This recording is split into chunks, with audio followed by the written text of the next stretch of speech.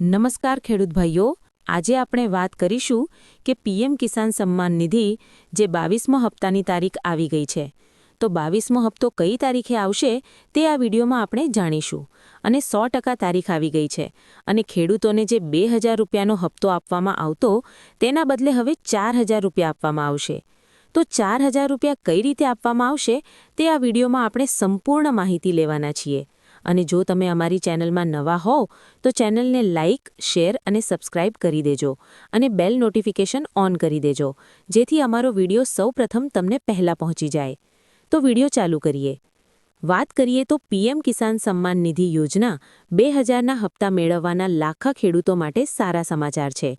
સરકારે તેમની રાહ જોવી પૂરી કરી છે અને આ રકમ જાહેર કરી છે, જે સીધી તેમના બેંક ખાતામાં ટ્રાન્સફર કરવામાં આવી રહી છે.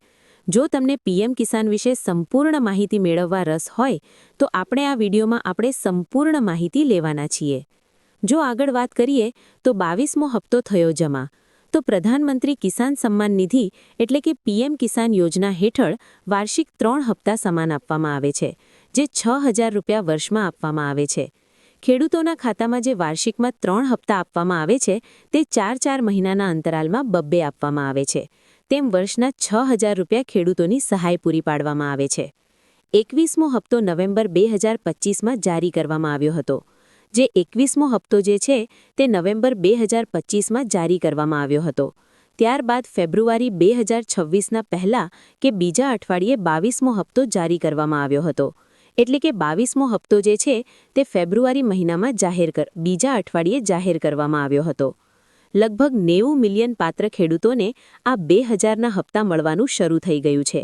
એટલે કે 90 મિલિયન જે ખેડૂતો જે છે તેને બબ્બે રૂપિયાના હપ્તા આપવામાં આવી રહ્યા છે અને મળવાનું ચાલુ થઈ ગયું છે. જો કે પીએમ કિસાન નોટ ગવર્મેન્ટ પર સંપૂર્ણ જાહેરાત હજુ પણ રાહ જોવાઈ રહી છે. જે પ્રધાનમંત્રી જે સન્માન નિધિ જે હપ્તા તમારે જે છે જમા થયો છે કે નથી થયો તે આ પીએમ કિસાન ગવર્મેન્ટ પર જઈને તમે ચકાસી શકો છો. આગળ વાત કરીએ તો ખેડૂતોની રાહનો અંત આવ્યો. લાખો ખેડૂતો ઈ-કેવાયસી પૂર્ણ કર્યા બાદ અને તેમની બેંક વિગતો અપડેટ કર્યા પછી બેચેન હતા. હવે દરેક ખેડૂતોના ખાતામાં 2000 ટ્રાન્સફર કરવામાં આવી રહ્યા છે. એટલે કે જે પણ ખેડૂતોએ ઈ-કેવાયસી પૂર્ણ કર્યું છે અને બેંકની વિગતો સાચી અપડેટ કરેલી છે તેને હવે ખેડૂતોના ખાતામાં આપવામાં આવશે 2000 રૂપિયા, જે રાહત પૂરી પાડે છે, ખાસ કરીને નાના અને સીમાંત ખેડૂતો માટે. કેટલાક કિસ્સાઓમાં બાકી હપ્તાઓ 4000 સુધી ઉમેરી શકાય છે. એટલે કે ખેડૂતોના ખાતામાં જે 21મો હપ્તો ઈ-કેવાયસી નથી કરેલું અને જેને ઈ-કેવાયસી નથી કરેલું અને એને 21મો હપ્તો નથી આવેલો તેને હવે ઈ-કેવાયસી કરેલું હશે અને બેંકની વિગતો સાચી અપડેટ કરેલી હશે અને આધાર કાર્ડ સાથે મોબાઈલ નંબર લિંક હશે તો હવે ખેડૂતોને 21મો હપ્તો 22મા હપ્તા સાથે મળી જશે. એટલે કે 4000 ડાયરેક્ટ ખેડૂતોના ખાતામાં આવશે. પરંતુ આ વ્યક્તિગત પરિસ્થિતિ પર આધાર રાખે છે. આગળ વાત કરીએ આપણે તો પાત્રતા માટે જરૂરી પગલાં. એટલે કયા ખેડૂતો જે છે તે 2000નો હપ્તો મળવા તો ઈ-કેવાયસી ફરજિયાત છે. ખેડૂતોને પીએમ કિસાન પોર્ટલ પર ઓટીપી દ્વારા અથવા જીએસસી સેન્ટર દ્વારા બાયોમેટ્રિક ઈ-કેવાયસી પૂર્ણ કરો, નહીં તો હપ્તો અટકી શકે છે.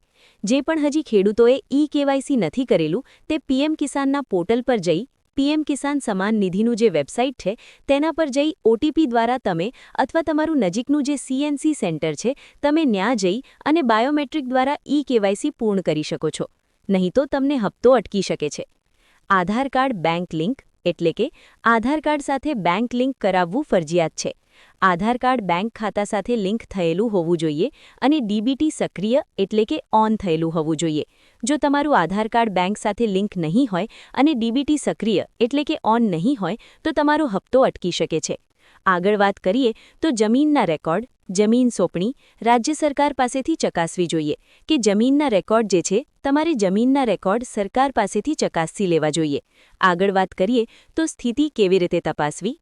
જે આ પીએમ કિસાન સન્માન નિધિ છે ત્યાં ઈ-કેવાયસી જે છે, ડીબીટી છે અને જમીન રેકોર્ડ છે તે કઈ રીતે તપાસવા તો પીએમ કિસાન ગવર્મેન્ટ પર જઈને તમે મુલાકાત લઈ શકો છો અને લાભાર્થીનો જે વિકલ્પ પસંદ છે તે આ વિકલ્પ પસંદ કરવાનો રહેશે. આગળ વાત કરીએ આધાર નંબર, મોબાઈલ નંબર અથવા નોંધણી નંબર દાખલ કરવાનો રહેશે. આ લાભાર્થી સ્થિતિ પર તમે વિકલ્પ પસંદ કરીને આધાર નંબર પણ નાખી શકો છો. મોબાઈલ નંબર નાખી શકો અથવા તમારા જે નોંધણી નંબર દાખલ કરેલા છે ત્યાં નોંધણી નંબર દાખલ કરી શકો છો.